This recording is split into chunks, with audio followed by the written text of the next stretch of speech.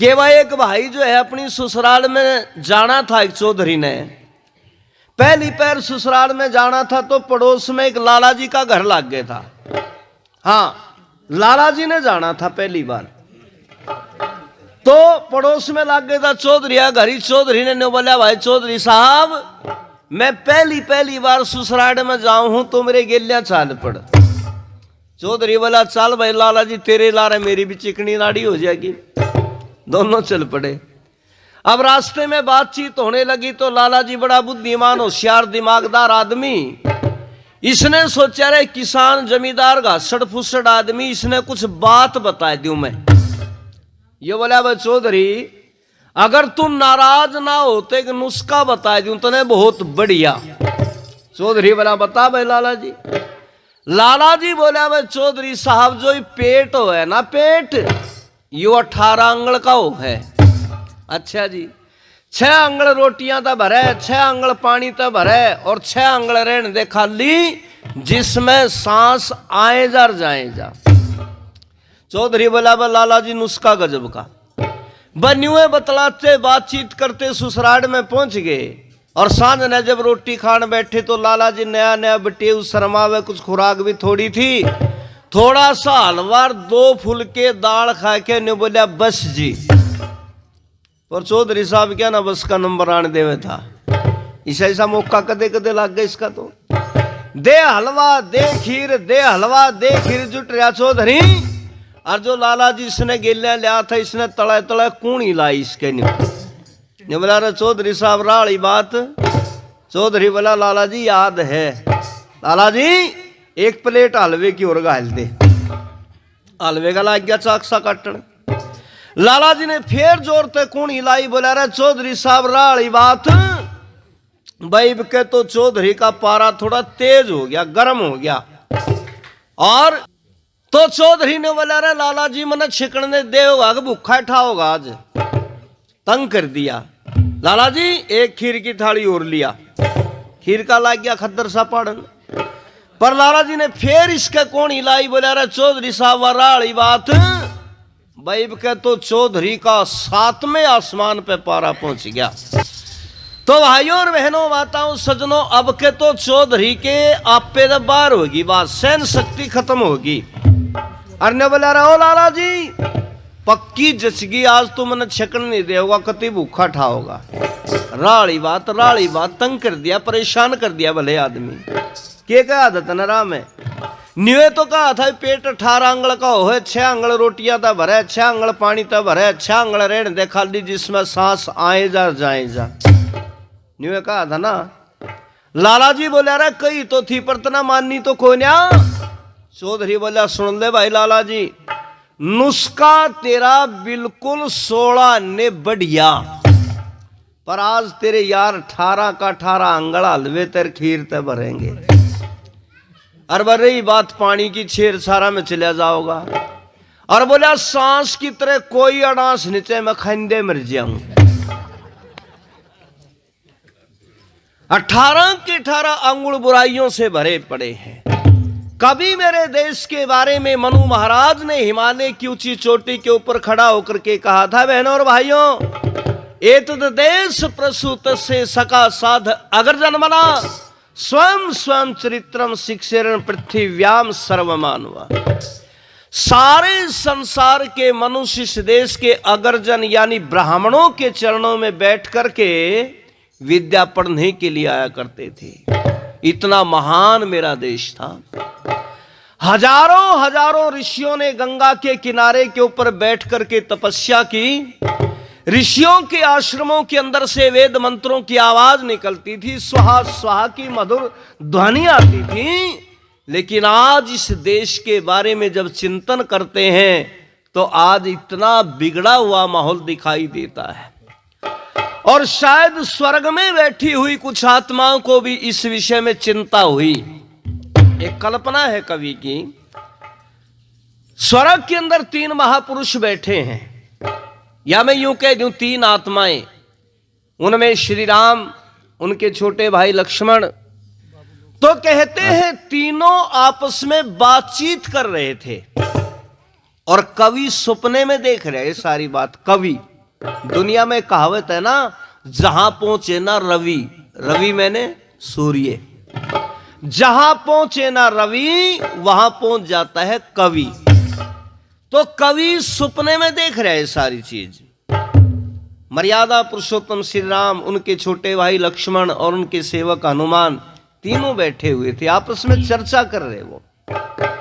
और श्री राम ने हनुमान से कहा, रे हनुमान, एक बार तुम स्वर्ग से उतर के धरती पर जाओ भाई, यानी मोक्ष के अंदर से धरती के ऊपर जाओ, और धरती के ऊपर जाकर के ये देख करके आओ कि दुनिया कैसे बस रही है। वैसे सारी दुनिया घूम का आइए, और जब समय तेरा इतना नहीं लगे तो कम से कम अपने भारत में जरूर चला जाइए भाई। अपने आर्यावर्त देश को देख करके आना है, उस देश की स्थिति क्या है, कैसे लोग रह रहे हैं, ये सारी की सारी बातें नोट करके ले आना और मुझे बताना। तो कहते हैं हनुमान जी पुष्पक विमान में बैठे और सपने में कवि ने देखा वो धरती के ऊपर उतर कर आए, गुप्त रूप से भारत का भ्रमण किया, और सारे भारत को देख करके जब वापिस स्वर्ग के अंदर गए तो स्वर्ग में जाकर के हनुमान जी राम के सामने रोने लग गए भाई, रोना शुरू कर दिया। श्री राम ने कहा, रे देवता, कुछ बताया नहीं, खैर खबर नहीं दी, राजी खुशी नहीं, आते रोना शुरू कर दिया भाई, क्या बात है, क्या देख के आया तू देश के अंदर? जब ये बात कही तो हनुमान जी ने कहा, रे ओ राम, तेरे देश की दुर्गति देख के आया हूं, दुर्दशा देख करके आया हूं। कहने लगे, क्या देख के आया भाई? बोला, लो सुनो, आज के इस भारत का नक्शा हनुमान जी स्वर्ग में श्री राम के सामने खींच रहे हैं, और कवि सपने में देख रहा है, ये कल्पना है कवि की। और यूं बोले हनुमान जी,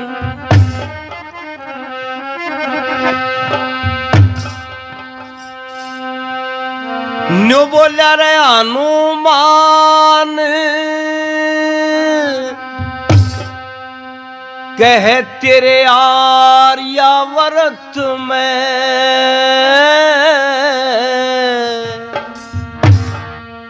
जो मने देखा श्री राम सुनो, आप असंभव मानोगे जो वहां पर हो रहे काम सुनो। हनुमान कह आर्यावर्त में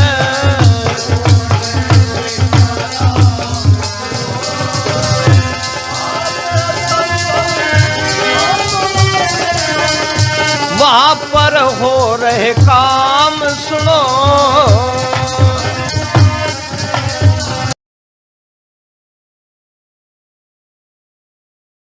देवता सबसे पहले मैं आपकी जन्मभूमि अयोध्या में चला गया, उस अयोध्या का हाल सुन लो पहले। क्या देखा?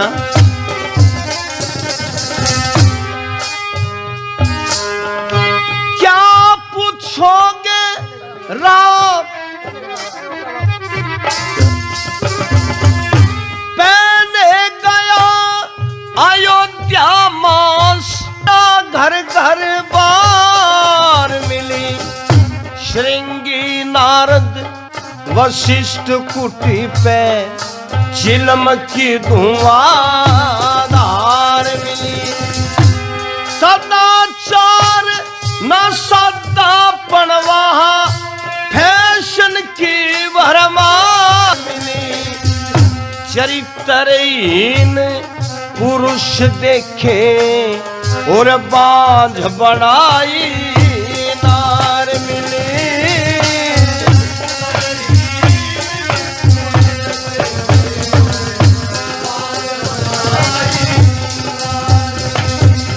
हाँ बेदर्दी सरकार मिली, बेदर्दी सरकार मिली। सब लीडर हुए गुलाम सुनो, आप असंभव मानोगे तो अपन हो रहे।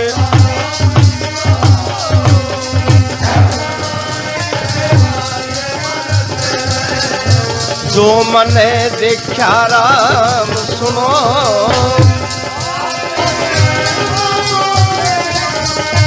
वहां पर हो रहे काम सुनो।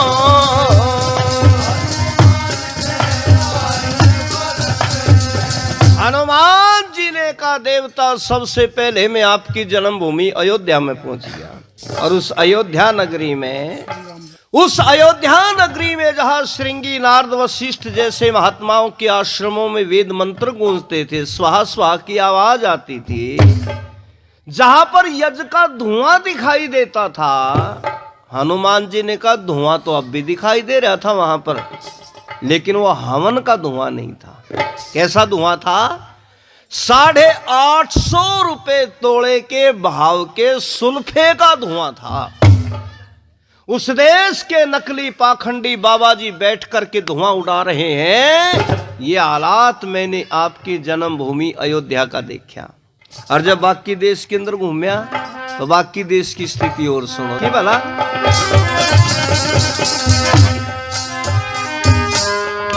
राष्ट्र के कर्मचारी ना नियमों के पायक देखे, न्यायालयों में न्याय नहीं, सब रिश्वत के गाहक देखे, झूठे टोल वकीलों के मन, झूठों के सहायक देखे, मनिस्टर और वजीर वहां मन थोड़े ही लायक देखे।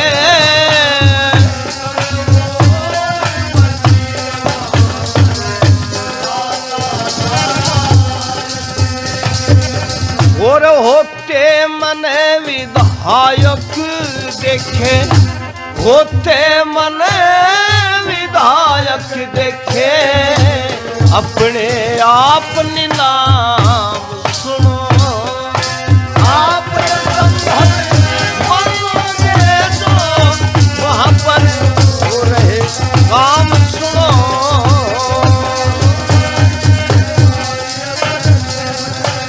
जो मने देखा राम सुनो, आप असंभव।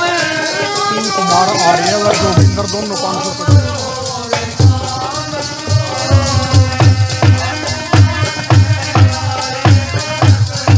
हनुमान जी ने कहा देवता में बाकी देश में घूमया, तेरे देश के कर्मचारी, तेरे देश के नेता, तेरे देश के डॉक्टर, मास्टर, कंडक्टर, डायरेक्टर, सारा तो मामला बेईमाना का देखा। अदालतों के अंदर, न्यायालयों के अंदर जब मैं गया तो वहां काले कोटों के अंदर मैंने भेड़िए घुसे देखे। भेड़िए, नाराज नहीं होना भाई कोई बैठा हो तो, एक आधा भला भी है, और नहीं तो काले कोटों के अंदर भेड़िए घुसे हुए। सच्चाई की बात है? झूठ को साबित करने के लिए हजारों झूठ उसके ऊपर बोली जाती है। अच्छा, ये न्याय है? ईमानदारी से सोचने की बात है। किसी बेटी के साथ में किसी एकांत स्थान पर कोई नालायक गलत काम कर देता है, और उस बेटी का केस जब न्यायालय के अंदर जाता है तो वहां पर न्यायाधीश पूछता है कि गवाह लेकर के आ, गवाह लेकर के आ। यह न्याय की प्रक्रिया है क्या? और वकील जो है उसे साबित करने के लिए कि मेरा ये बिल्कुल साफ है, इसमें कोई दोष नहीं है, वो पैसे लेकर के झूठ के ऊपर झूठ बोल रहा है, झूठ के ऊपर झूठ बोल रहा है। ईमान बिक चुका है, बिल्कुल न्याय बिक चुका है बिल्कुल। हनुमान जी ने कहा ये तेरे देश का मैंने हाल देखा, नेताओं की तो ऐसी स्थिति, आज इस पार्टी में है, कल उस पार्टी में है, नेता रोज पाले बदल रहे हैं। ये हालात है उस देश के अंदर। बोला रहे हनुमान जी कोई बढ़िया चीज भी देख का, कोई ऋषि मुनि, कोई योगी, कोई महात्मा, वो भी मिला कि नहीं देश में? बोला जी महात्मा के नाम पे तो बहुत मिले, पर योगी तो नहीं मिला देश में कोई। नाम के तो मिले योगी, पर असली योगी नहीं मिले, जैसे आपके समय में थे। कैसे मिले योगी?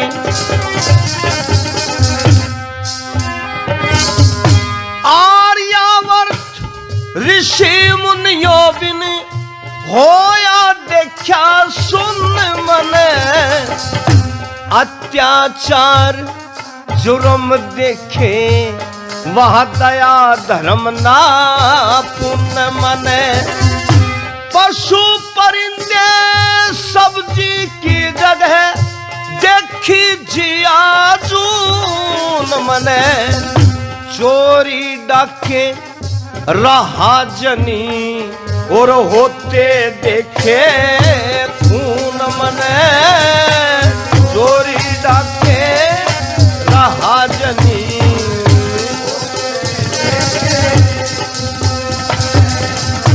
देखा वहां कानून मने देखा वहां कानून मने वो गर्भपात सरेआम सुनो आप ये संभव मानोगे तो वहां पर हो रहे काम सुनो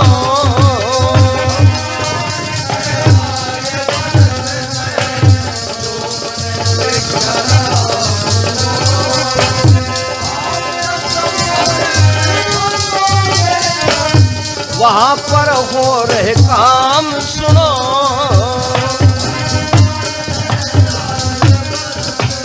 हनुमान जी ने कहा श्री राम तेरे देश के अंदर आदमी अपने आप को कहते हैं लेकिन अंदर राक्षस बैठा हुआ है, राक्षस प्रवृत्ति है, सब कुछ तो खा गए, जो कुछ भी आगे आया सब कुछ को खा गए।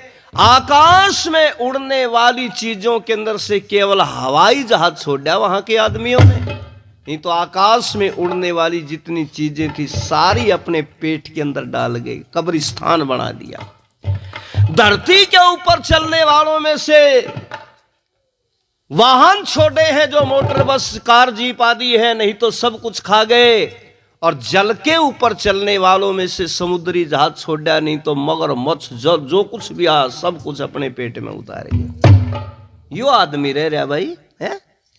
अरे जिनके घरों में गऊ पड़ा करती, जिनके घर में भैंस होया करती, जिनके घर में घोड़ी बंधी होया करती, आज उनके घरों में मुर्गी फार्म खुल रहे।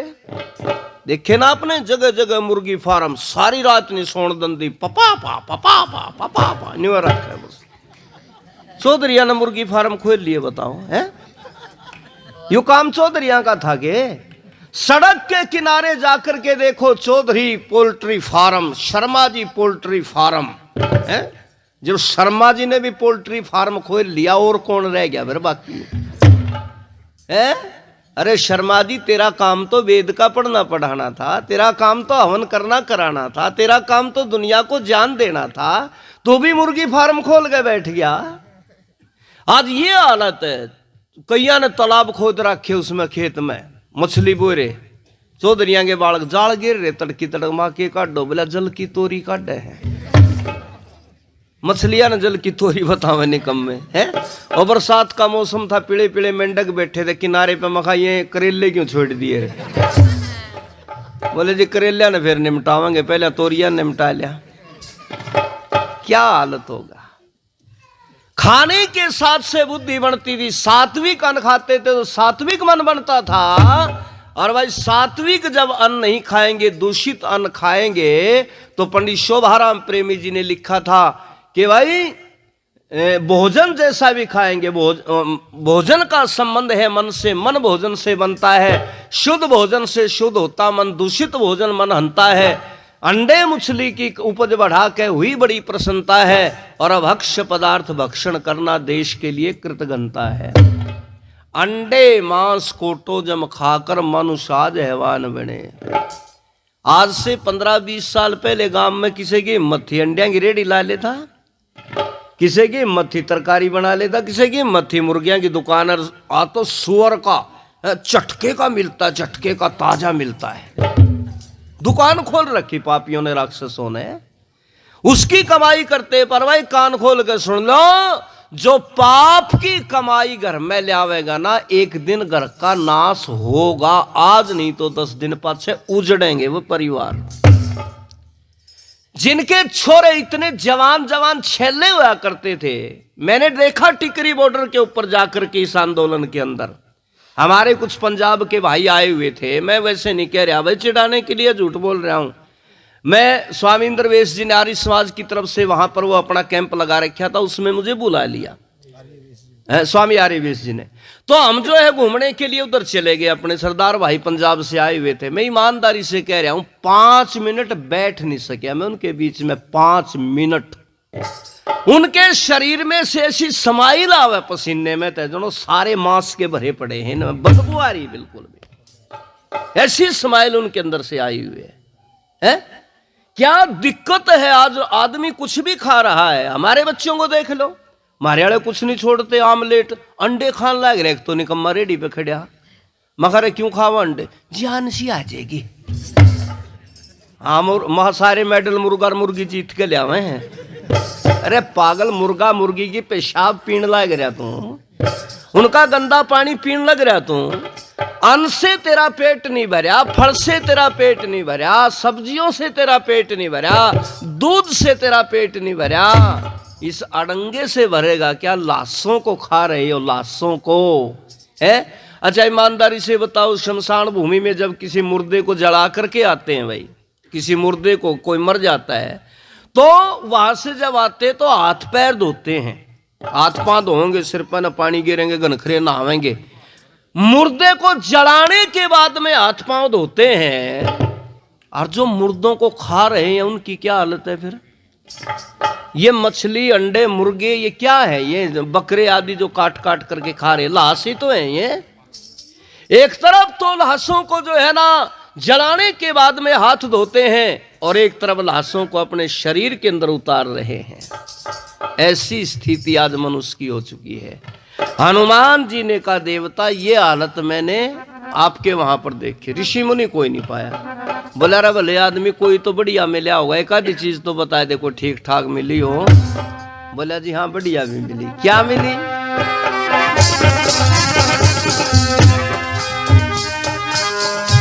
क्या पूछोगे राम वतन का, पूछोगे राम वतन का, हो न्यू सत्यानाश गया, बकरी बैल गऊ माता का, घर घर भेजा मांस गया।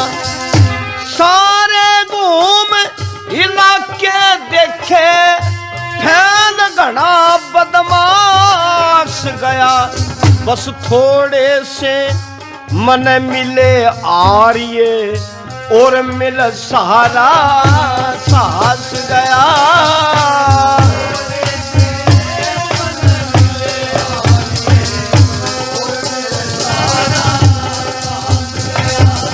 हाँ मंगल वैद के पास गया, मंगल वैद के पास गया, जहाँ बसता गोली गाम। सुनो आप यह संभव